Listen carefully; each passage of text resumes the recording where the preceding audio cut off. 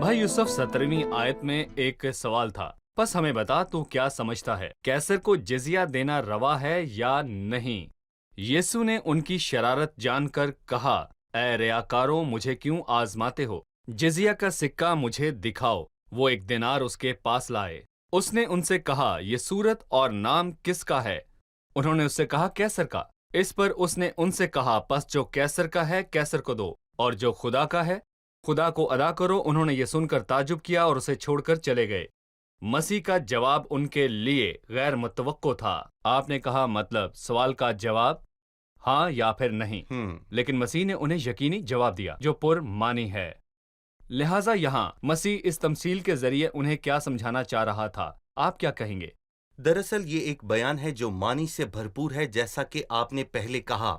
इसका एक मतलब ये है कि मजहबी और सियासी अहकाम के दरमियान अलहदगी होनी चाहिए और ये ज़रूरी है और खुदा को पसंद है। वो इसमें मदाखलत नहीं करता, लेकिन इसके बरक्स दरअसल जब रूहानी इख्तियार और सियासी इख्तियार के साथ मुत्तहिद हुआ तो उसने गवाही पर बहुत ज़्यादा असर डाला। माजी की तारीख में ये हुआ और मुस्तकबिल कलीसिया के उठाए जाने के बाद होगा।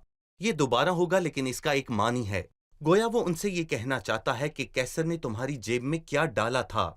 क्या तुमने खुदा की चीजें खुदा को नहीं दी जो खुदा का है? अगर आप खुदा को देते हैं, जैसे पहली तमसील में कहा गया था, मसलन ताकिस्तान के बुरे नौकरों की तमसील में जिन्होंने खुदावंद को नहीं दिया, जो ताकिस्तान का फल था, अगर आपने खुदावंद का हिस्सा खुदावंद को दिया है तो कैसर आपको रुस्वा करने नहीं आएगा। तीसरा अहम मतलब ये है कि अगर कैसर की शबीह है तो उसे कैसर को देना जरूरी है।